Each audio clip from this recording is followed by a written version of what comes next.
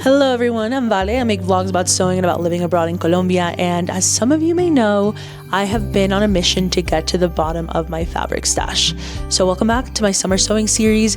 Today we are going to be making the cutest little summer dress in one of the last fabrics from my fabric stash.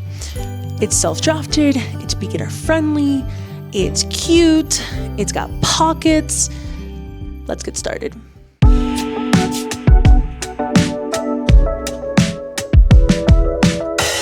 Okay, it just got so randomly dark outside. It was sunny 30 seconds ago and then it started absolutely pouring. It has been so dry here because of El Niño, so I am very welcome of the rain. But anyways, let's talk about inspo. We're going to be using this fabric, which I just showed you a second ago. It's this blue pattern fabric. I've had this in my stash for the last year. However, I have not really figured out what to do with it because even though I love the fabric and I love the color, it feels like it can be very busy if I make one of the things that I usually make. I tend to make like skirt sets or like a matching pant with a matching top. It felt like it could be a lot for that. There were a couple ideas bouncing around my head this year of what to make with it. I was like, maybe a pair of pants, like a little pair of barrel or balloon pants could be cute. The one thing there was like, oh, the fabric's very wrinkly. So it's like pants, you just be sitting creasing because it's kind of like a poplin. It's very wrinkly. So that maybe is the reason I didn't do that. The other one idea that I had was like, this might be really cute outerwear. Like I might be able to quilt it and then it'd be like a loud coat. And for me, a loud coat just is maybe something I would wear or reach for a little bit more. And then I was like, girl, your machine is like on its last legs. It like barely will go through the thinnest layer of organza. Like it is not going to go through quilt right now because you haven't serviced it ever. So I was like, I don't think my machine can handle that just right now. And so this fabric has just been sort of laying there, not getting any use, and it is now the third to last fabric in my stash. I actually have a plan on what I'm going to do with the last two fabrics because I have a couple of friends coming and they want me to give them like a little sewing class. So I'm like, if I have them use that fabric in our sewing class, then my stash is done, right? So anyway, maybe that's cheating, but maybe it's not. Anyways, so this might actually be the last project from my stash, which is really exciting. And I have found the perfect little inspiration for it. I was going through my Pinterest because I was like, what do I make? Because I'm not making the pants, I'm not making the coat, what do I make? And I found a couple of pins that are kind of all interrelated. And it feels like an easy project that will actually look super cute. So let's look at some inspo together. Okay, so these are the pins that really drew me to this style.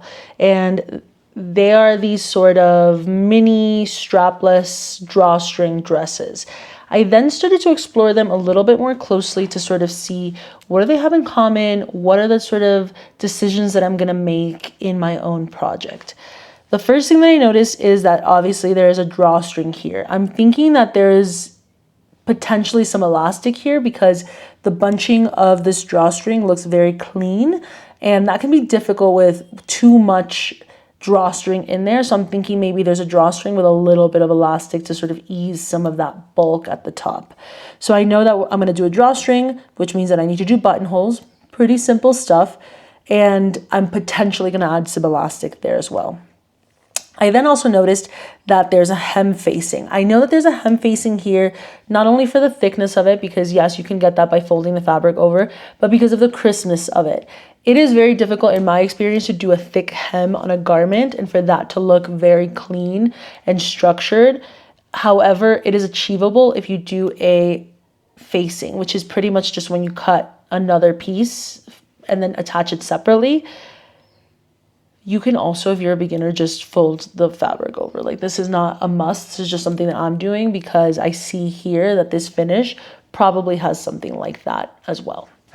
I'm also noticing, especially from looking at these two images, that this is probably an A-line dress, right? That this is not necessarily just a straight up and down piece of fabric. There's a little bit of an A-line here. It is very simple to draft an A-line and you probably already have a pattern. If you've been sewing some skirts or dresses, etc., you probably already have a pattern that has an A-line. But I'm going to walk you through how I'm going to be drafting an A-line. Very similarly to how I would draft like a skirt, something very simple. However, you just maybe do a little bit of a little curve. I know that this is an A-line because I saw this other example, which is similar. Now, this is obviously long, but you can see that A-line extended a little bit better. And I'm like, yeah, that's an A-line. It's just that these are minis, but I'm pretty confident. I'm also noticing that this has pockets. I do think that makes sense because this particular dress has a lot of volume here. This probably also has pockets, has a lot of volume. You don't always want pockets, in my opinion. You don't always want pockets because you don't always want that bulk. But in a dress like this where you kind of want it to have a little bit more body, I think a pocket is perfect. So I think I will definitely be adding pockets. And then I did a little sketch of what that might look like with my fabric, which is super cute. And I made a little list of the different things that I'm going to be doing for this project. I'm going to make it an A-line dress. I'm going to use a drawstring with elastic, a hem facing. I want to make it very short. And I need to add one more bullet here for the pockets. I'm very excited. I think this is going to come together very easily. I'm also going to be doing some other things this week. I'm going to take you along on maybe some creative projects that I have here and there. I have been away with my sister and my cousin for the last week, which was so much fun. We went to a concert. We went on Chiva. We went adventures. We had so much fun. And I haven't had a ton of time to myself. But, I'm so blessed to have had them here.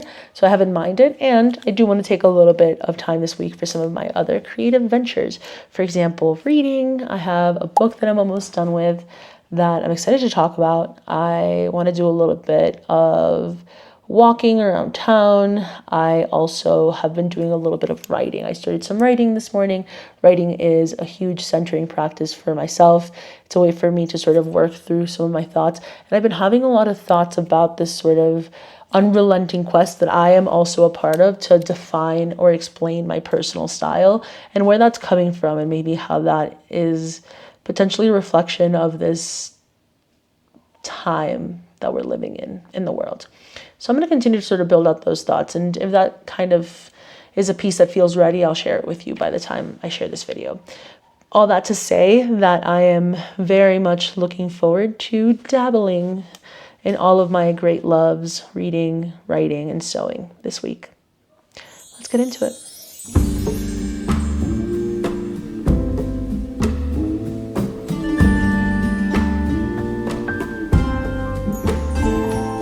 I feel like I'm very talkative today, but I think that is one, because I've had a lot of caffeine, but also because I have allowed myself to get my kind of creative juices flowing today.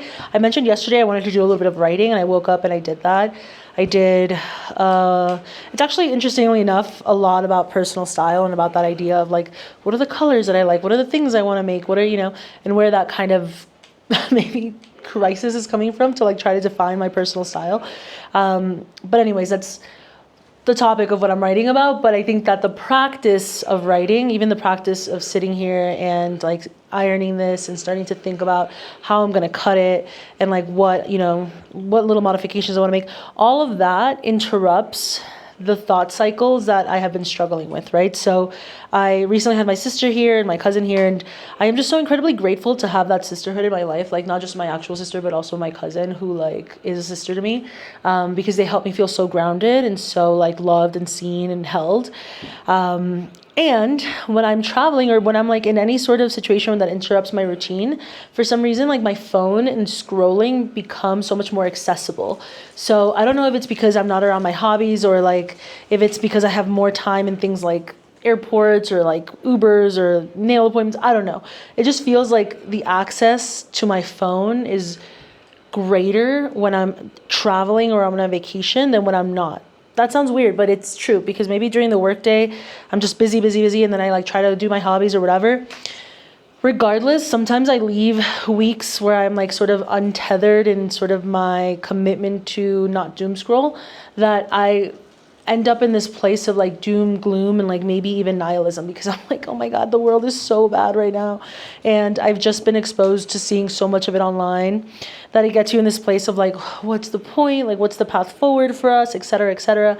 And I just feel like doing something with my hands or doing something with my brain, like whether that's reading or writing or ironing or sewing or whatever, allows me to interrupt that thought process, right? And gives me almost the ability to see paths forward.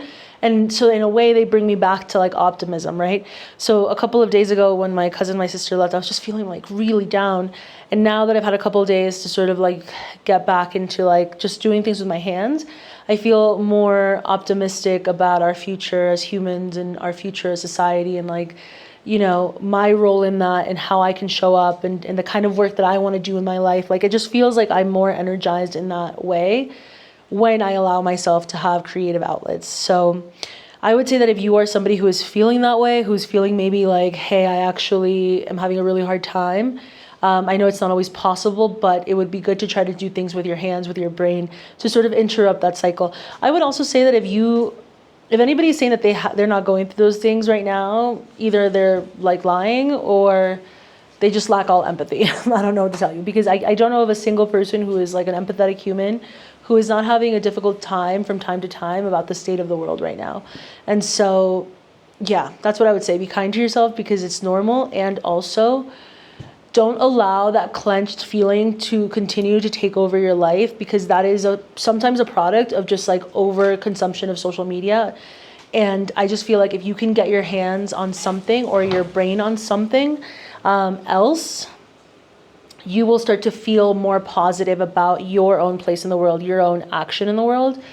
And yeah, I just feel like it feeds all parts of your life, because even just like today, like a couple days ago, I was doing some work stuff and I was like feeling really overwhelmed. Like, how do I do this? It's difficult. I'm gonna have to learn a lot. It's not necessarily within my skill set. And today, after doing like writing and doing like just some other kind of creative activities, I have like 3 or 4 ideas of how to handle that work project that I didn't before. You know what I'm saying? So it's like, it just feeds all parts of your life, because it opens up all of those synapses to work in your favor and to sort of help you problem solve, which is something that you need to be able to do, or you need to practice as a human. Like, if you're a human, problem solving is a thing that's going to make you feel more centered. So anyways, that is my TED Talk for the day. We're done ironing. Let's actually get into the cutting and what we're gonna do. Let's talk about the plan for this little dress. Okay, I have a plan, and it's a really, really good one. So what I'm gonna do is I'm gonna go through my patterns, and I actually already did this, and I looked for a skirt or dress that had an A-line from one of my other patterns, right? So an A-line is just very much like, it has a curve that looks like that outside of an A. And I do have one. Now this is from a dress that I made, but I based the measurements for that dress on my bust measurement, which is my largest measurement. So this is the largest sort of A-line skirt that I have. So it makes it so that I know that it's going to fit well. I'm not worried about the size. I also know that most patterns that do have an A-line have quite a lot of volume, and so I'm not necessarily worried about this not fitting, but you can always sort of look at it on your body to make sure that, you know, it feels like it fits. I'm going to be using this pattern that I've had forever. I have to iron it down a little bit, but you see how you can tell it's an A-line, because it's like one side is a straight line, and on the other side you see this sort of like very subtle A curve right on the side. And so this is the front, and there's actually also a back piece.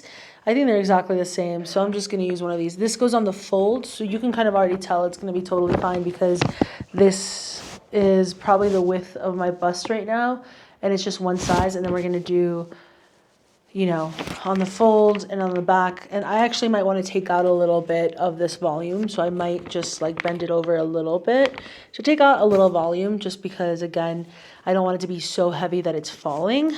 However, it does look kind of cute to have a lot of volume. It looks kind of like a little, I don't know, tool. I don't know.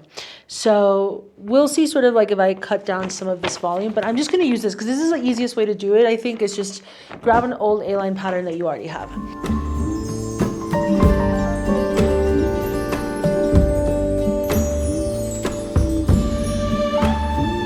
I've had the kind of work day that like literally needed to end in a cold beer because it was insane. I've been up since that like sort of early morning little writing session, just working. So like 7 a.m. till it's 6 p.m., just like nonstop. but it's felt good. It definitely felt like that kind of workflow where you're just like, everything's coming together, all the pieces. Have you all seen that like episode of It's Always Sunny in Philadelphia where it's like kind of based on Flowers for Algernon, and it's like Charlie thinking that he's like, you know, a genius, but he's not. That is me today. I'm like, all the pieces are coming together, and it's like tomorrow I'm gonna go over and it's gonna be like, this doesn't make any sense. But anyways, having a great sort of kind of flow state today. I definitely don't want to look at any more screens because I am just like kind of going cross-eyed. So I am going to do a little bit of sewing. Actually, this should come together pretty quickly. I cut out all the pieces. I cut out the little straps, etc. I think the one thing that I need to do now, I cut, the big pieces, the pockets. The one thing I need to do now is kind of think through the order of operations. I like to kind of write myself a little list or just kind of start to visualize like how does this thing come together, especially because there's no pattern. I do know, right, that when you're putting in pockets, you want to serge the pockets all together first. My question for myself is like mostly the order of operations around the serging, like around the finishing of all the seams. So what I think I'm going to do is I'm going to finish both of the pockets. So I'm going to serge both of the pockets. I'm going to attach the pockets to the skirts. Then I'm going to serge the sides of the skirt so that it's all kind of together. And then I will start to attach the actual thing together, if that makes sense. I'll kind of show you as I go, but I don't know why like that's always like the part of the sewing process when I'm like self-drafting that takes me the longest. I'm like, how do I finish the seams? But I'm going to do that process. So I'm going to start with the pockets and work my way. And I kind of do notice that from reading so many patterns that like usually if there's pockets, you start with the pockets. So I'm just going to take that little note and go with it. What am I going to do if I don't want to watch any screens? Because I was like kind of rewatching some old RuPaul's episodes. Oh, did you all watch the finale? How do you feel? Do you think that like the right winner, I mean, at this point, by the time this video comes out, it's Crystal if you've been watching. Do you feel like that was well deserved? I think Crystal was phenomenal. When I saw her lip sync against Silky as a wolf on on bracket 2, I was like, that was a winning lip sync. I'm like, that's a star. So I don't know. I know that there was some production stuff there at the end that have people feeling a certain type of way. I also really love Joey, because he's gay. And anyways, not to get too much into Drag Race. I'm not going to watch Drag Race right now though, because I feel like, again, my poor little eyes, my brand. So I'm going to maybe just listen to my audiobook or something, or maybe just like listen to a little music, or maybe like do the unexpected and just sit in silence for once in my life. But yeah, hoping that this comes together pretty quickly.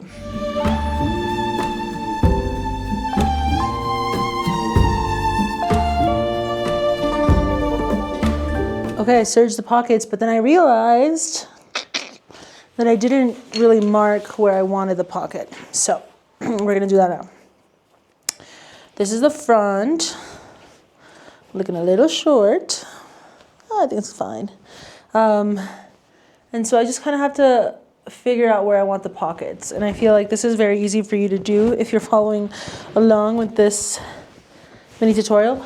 But you just kind of want to hold it up, make sure that you kind of have enough for the casing there, and think through like where you would want a pocket. I feel like for me, it's like I want my pocket here. Like I don't want it to be too low. Nothing is worse than pockets that are too low. I'm going to tell you that from experience. So I'm going to say like around here. This is vibes sewing, okay? And that's what most sewing is. I feel like the second that you kind of accept that it's just you're putting 2 pieces of fabric through a little machine and hoping that it turns out is the moment that you're going to free yourself from the shackles of perfection. Okay, so I have one of these little tools. There's like for marking notches. You could also just use a marker, but I'm gonna mark the top of my pocket. Cute. Boom. You see that? Ooh. So now I'm just gonna mark the same on the other panel because it's the same. It's the same panel as the back. And then what I'll be able to do, oh, this is one of those hard ones to tell. No, this is the wrong side of the fabric. Okay. So then what I'll be able to do is pin the pocket to the dress, right sides together. So this is the wrong pocket. What you'll notice is that pockets will match up. Make sure that you're just going right sides together. So that's kind of the matching up of the pocket. I'm going to pin this down.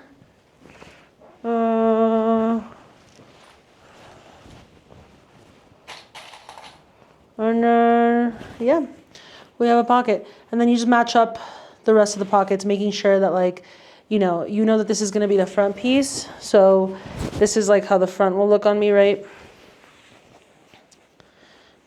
When this is flipped over, when this pocket's correctly flipped over and done, it'll be on the inside like this. So I just want to make sure that whatever pocket I put in the back is matching this side. Okay? Also, alternatively, you don't have to put pockets in. This is also one of the reasons I don't always put pockets in, because it's a lot of like that, like, okay, matching the pockets to this. It's not hard, but just a little extra brain power. So if you don't want to do pockets, don't do pockets. Like, if this is your first time making a garment, what are you doing here? Like, go check out another channel where they're a little bit more organized.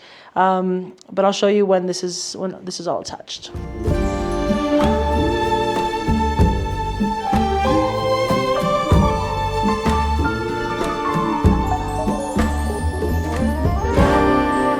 Okay, so this is what I mean by attaching, like you attach it on this, right sides together, and then just serge. So now this is the right side of my fabric. I have ironed out both sides of the pockets, and I'm gonna attach this. I also didn't serge the the whole side of the dress. Like, this is one side of the dress, this is the other. I didn't serge all the way around. I serged the top, but I'm not going to serge the bottom until I attach it, because sometimes they're not super even. So I like to serge those together so that it kind of evens everything out for me. But what I'm going to do is attach the front piece to the back piece, right sides together. But I'm only going to do it on one side because I need to create a channel for the drawstring. And it's just easier to iron when it's attached on one side. So I'm going to attach one side, so all the way around, and then when I do that, then I'll have one long piece, and then that long piece I'll create the channel, and I'll iron that down. It'll just be like a little bit easier to iron that way, and then I will attach the other side, and actually no, then I'll make the buttonhole, and then I'll attach the other side, because the flap does need to be open to make the buttonhole. And then the good thing is, because this is a drawstring, I don't have to have like the casing open. That like complicates things. So, okay, cool. That's the order of operations. I'm also like working it out as I go. So, okay.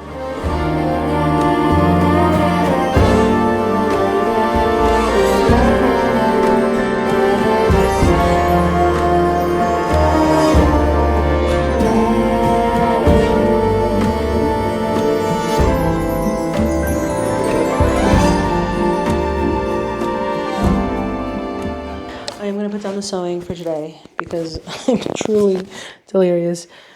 You know how delirious I am too? It's like I was like starting to be like, you need to give so many instructions for this tutorial. I was like, this is not a tutorial.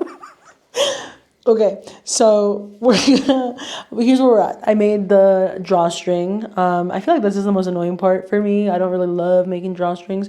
It's also probably a little thick, but it's still bendy. I feel like it's just gonna get bent up in there, and it's like whatever. I also attached the side of the dress, as I mentioned that I would. So now it's one long sort of channel, and then so it's like the two pieces have been attached, and then I ironed down the channel right here. I haven't sewn it down yet because I also identified the middle of the front. I had to give it a couple tries, but I know where I want the buttonholes now. And then I have to make the buttonholes. So I'm going to do that tomorrow when I'm fresh, because buttonholes can be sometimes your best friend, sometimes your worst enemy. And I want to try it out on a little piece of fabric first, because that's what you should always do. So that's where we're at. I'm feeling pretty good about it. What else? Oh, I realized when I was sewing that I forgot to cut the facing for the hem. But I feel like that's super easy. What I'm going to do is I'm going to take my pattern and I'm just going to cut the bottom off to like the width of the hem that I want.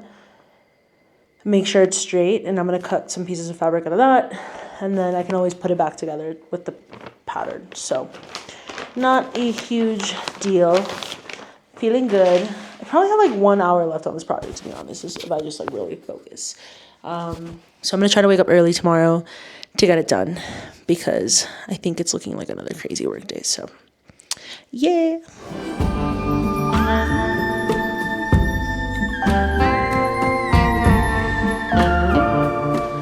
It is like 6:30 a.m., which I would call the crack of dawn, but it's actually been dawn for quite a little bit of time around here.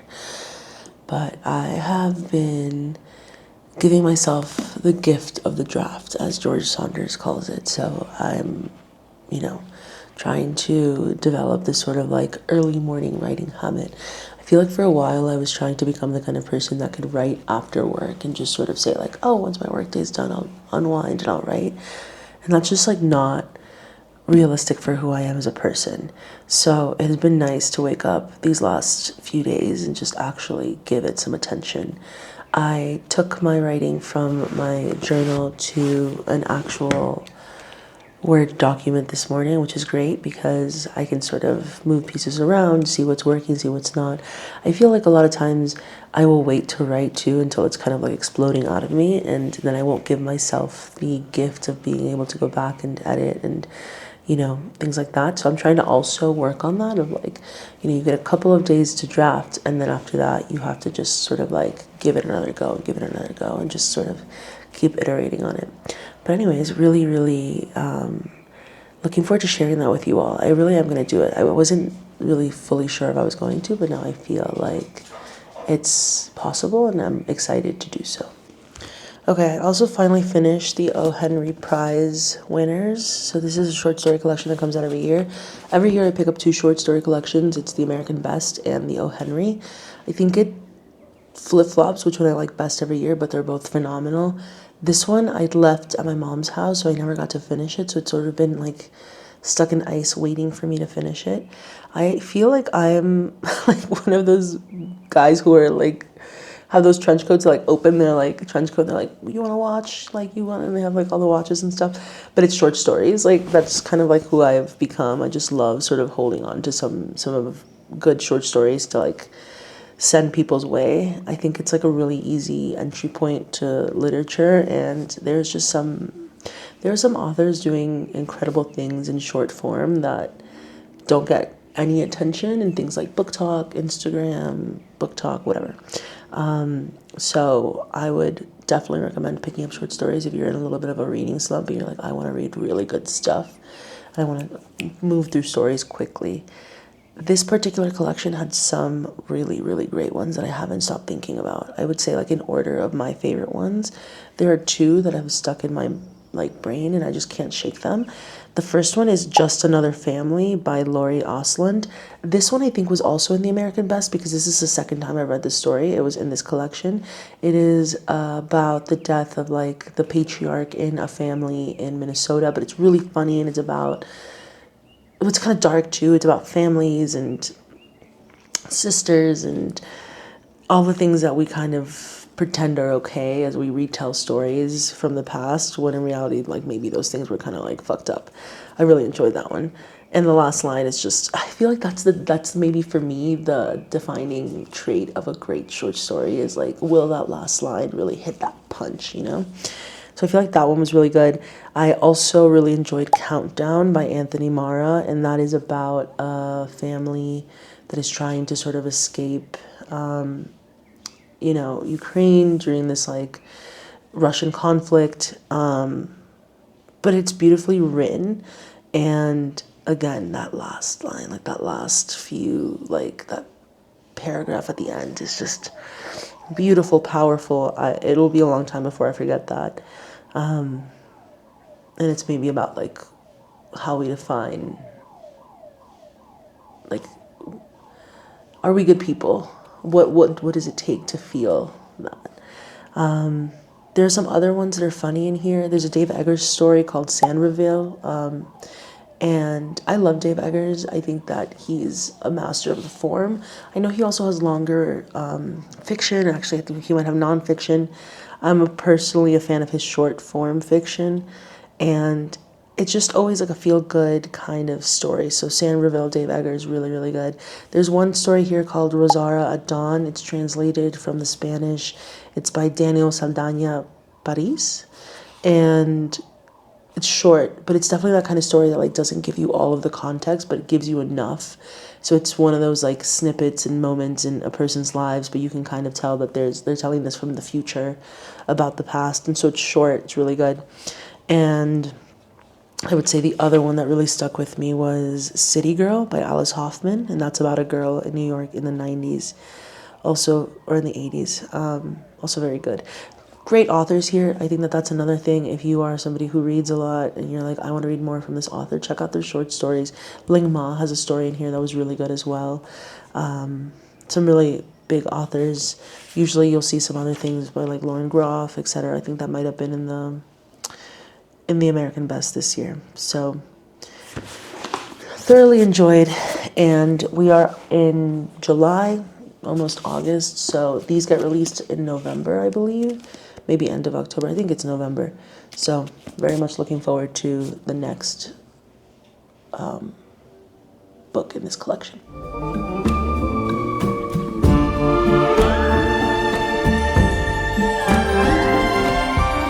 All right, y'all, we did it. My brain was kind of all over the place as I constructed this, but it's done and it looks super cute. I think it's going to make a great cover up in Santa Marta on the coast. I think it was a good use of this fabric because I didn't know what I wanted to do with this fabric. And it was also a very easy sew, which is what I wanted this week. I wanted to make something, but I didn't want it to be something that was too intricate because I've had the kind of work week that just has like tumbled me up, spit me out, grabbed me again, spit me back out again. But, I was thinking about that earlier because I think that this is definitely the kind of work week where like I have a lot of things due, etc., where I ordinarily would turn to kind of like brain rot and doom scrolling. I don't know if that makes sense because I think on one level it's kind of like, well, you've been in front of the screen all day. Why would you want to go and get in front of other screens? But then on the other hand, I kind of also probably don't have to explain that to you. Like it's just sort of like the easiest way to get dopamine these days. It's like just sort of reaching for this kind of content, like, short form content on my phone or TV content or sometimes multiple screens. I don't know. I mean, I feel like you all get it, but I'm happy that instead of that, I kind of picked from my little activity boxes. I did a little bit of sewing, a little bit of writing, a little bit of reading, and it made me feel better, even though I'm very tired because I'm still like, dealing with a ton of work. I don't feel as anxious. Do you know what I'm saying? It's like, the work stress or anxiety, like that's kind of like a thing that you have to deal with because it's like we live in a capitalist society and you have to pay your bills. But what you do with like your extra time can help kind of recenter you or can kind of make you feel worse. And I think that I have a tendency personally to sometimes make decisions about like the kind of activity that I partake in when I am off hours. Mostly it's just kind of like brain rot content. So anyways, all that to say that I feel even though this week was like I'm doing so many different things, it felt like a good kind of energizing busyness because again, it wasn't just like, oh, I just finished working 9 hours in front of a screen. Let me go get in front of the couch and watch my 2 screens at the same time. You know what I'm saying? Anyways, I feel really happy about the look and also again, feeling good to get back into my sewing. Since I am done with almost all of my fabric except for the ones that I'm going to be using for the purposes mentioned earlier, I am starting to think about what I want to make next. So if you have any cool patterns that you're looking at for the fall, also any coat patterns, anything like that, like let me know. Like, are you eyeing any patterns that you're like, that looks cute? Obviously, I like dresses, but I'm also, looking at other kinds of garments because I'm trying to sort of also upskill my sewing. And I am getting an industrial machine for my birthday, which is the best I've been looking forward to it all year. And that means that I'm more comfortable trying things like coats and maybe blazers. I have some work trips coming up. It would be cool to maybe do some work sewing if you see any patterns. I don't know why lately, like, again, I'm like trying not to use Instagram. I used to just have Instagram to like follow sewing accounts, but now I go in there and it's like all this other content that I'm like, I can't even find the patterns that I like, or I can't find people that I follow anyway. So I'm not sure if there are cool patterns or where I should maybe keep an eye out for cool patterns. Personally, I've been going on like Etsy and trying to see things, but also trying to like look up patterns on Instagram. And I feel like a lot of them are just like kind of like blocks. I feel like I have a whole other dissertation on another video, or I want to make like have like a longer discussion around why so many beginner patterns are so expensive when they are literally just blocks. Like it's so like baggy, nothing is fitted. It looks like I never saw the movie The Giver, but I read The Giver as a kid, and I'm like, it feels like those tunics that they would describe like in The Giver, and I'm like, which is like fine. Like if you're starting out, like in the, Sew It Yourself book I mentioned, they do teach you how to make those because those are like really easy ways to get started. But to like look me in the eyes and to charge $16 for that kind of top is insane.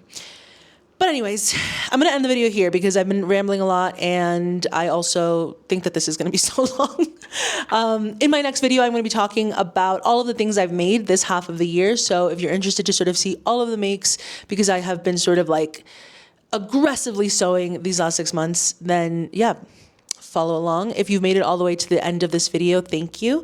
And if you're interested in reading more about my ramblings, about personal style and maybe existentialism, I have linked my Substack below with the post that I wrote this week. All right, see you all next time.